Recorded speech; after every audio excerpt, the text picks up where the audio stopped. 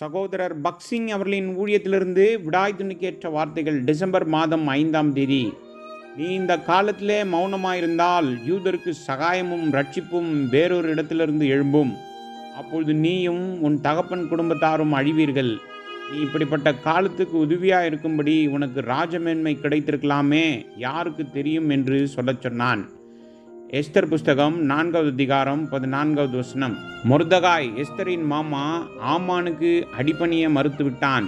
அதனால்தான் மொர்தகாயை மட்டுமல்ல முழு யூதர்களையும் அழிக்க ஆமான் தீர்மானித்தான்.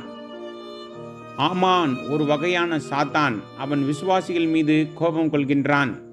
அவனை வணங்க மறுப்பவர்களை துன்பப்படுத்துகிறான். ஆமான் துன்மார்க்கத்தால் நிறைந்திருந்தான். யூதர்கள் அனைவரையும் கொல்ல நினைத்தான். அவனுடைய திட்டம் வெற்றி பெற்றிருந்தால் ஒரே நாளில் அனைத்து யூதர்களும் கொல்லப்பட்டிருப்பார்கள். தம்முடைய ஜனங்களான யூதர்களை காப்பாற்ற தேவன் எஸ்தரை அந்த காலத்திற்கென்று எழுப்பினார். அவள் ஏன் இவ்வளவு உயர்ந்த நிலைக்கு கொண்டு வரப்பட்டாள் என்று அவளுக்கு தெரியவில்லை. எதிரியின் சூழ்ச்சி தெரிந்ததும் அவளது மாமன் மேலே சொன்ன வார்த்தைகளை அவளிடம் சொன்னான். எஸ்தர் புஸ்தகம் 4வது அதிகாரம் 14வது வசனம். இறுதி நாட்களில் அந்தி கிறிஸ்துவுக்கும் பொய்யான தீர்க்கதரிசிக்கும் அடிபணிய மறுக்கும் விசுவாசிகளை பற்றி மொர்தகாய் பேசுகின்றான்.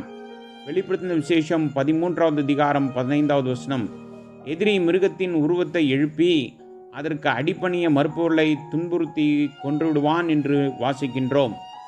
வெளிப்படுத்தின விசேஷம் 12வது அதிகாரம் 5வது வசனத்தில் உள்ள ஆண் பிள்ளை உருவத்தை வணங்க மறுக்கும் விசுவாசிகளை பற்றி பேசுகிறது.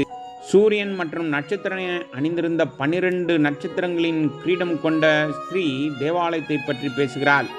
வெளிப்படுத்தின விசேஷம் 12வது அதிகாரம் 1வது வசனம். கர்த்தராகிய இயேசு கிறிஸ்துவுக்கு கொடுக்கப்பட்ட பல பெயர்களில் ஒன்று நீதியின் சூரியன். மல்கியா தீர்க்கதரிசியின் புஸ்தகம் 4வது அதிகாரம் 2வது வசனம். சந்திரனுக்கு தானே ஒளி இல்லை, ஆனால் சூரியனின் ஒளி நிலவின் மீது விழும். அந்த ஒளியை அது பிரதிபலிக்கிறது. ஸ்திரீயின் காலடியில் உள்ள சந்திரன் தேவனுடைய செய்தியை பெற்று சபைக்கு கொடுக்கும் தீர்க்கதரிசிகளை பற்றி பேசுகிறது. 12 நட்சத்திரங்கள் 12 அப்போஸ்தலரை பற்றி பேசுகின்றது. ஆண் பிள்ளை விழுங்குவதற்கு பகைஞர் ஆயத்தமாயிருக்கிறார்கள். வெளிப்படுத்தின விசேஷம் 12வது அதிகாரம் 4வது வசனம். இவ்வாறு நடக்க விரும்புகிறவர்கள் எவ்விதமான உபத்திரவங்களையும் துன்புறுத்தல்களையும் கடந்து செல்ல வேண்டியிருப்பதை நாம் பார்க்கின்றோம். ஆனால் இறுதியில் அவர்கள் வெகுமதியை பெறுவார்கள் மற்றும் கர்த்தராகிய இயேசு கிறிஸ்துவுடன் ஆட்சி செய்வார்கள்.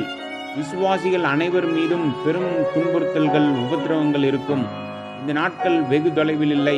கம்யூனிஸ்ட் நாடுகளிலும் ரோமன் கத்தோலிக்க நாடுகளிலும் கூட எதிரிகள் விசுவாசிகளின் விசுவாசத்தை பலவீனப்படுத்தவும் அவர்களை துன்புறுத்தவும் அழிக்கவும் சாத்தியமான எல்லா வழிகளையும் பயன்படுத்துகிறார்கள். யூதர்கள் பெரும் ஆபத்தில் இருப்பது எஸ்தருக்கு தெரியாது. பல கிறிஸ்தவர்கள் ஆபத்தில் இருக்கிறார்கள் என்பது நமக்கும் தெரியாது. காரியங்கள் ரகசியமாக நடப்பதால் உலக விசுவாசிகள் அனைவருக்கும் வரும் ஆபத்து நமக்கு தெரியவில்லை. ஆபத்தை உணர்ந்த எஸ்தர் தேவனிடம் வேண்டினாள். அவளுடைய பரிந்து பேசும் ஜபத்தின் மூலமாக கர்த்தர் எல்லா யூதர்களையும் விடுவித்தார். ஒருவரின் பரிந்து பேசும் ஜபத்தின் காரணமாக தேவன் பெரிய விடுதலையை கொடுத்தார். நாம் எண்ணிக்கையில் குறைவாக இருந்தாலும் நம்முடைய ஜபங்களின் மூலம் கர்த்தர் பல விசுவாசிகளை துன்புறுத்தலுக்கும் உபத்திரவங்களுக்கும் மற்றும் எல்லா சோதனையிலிருந்தும் அவளை விடுவிப்பார்.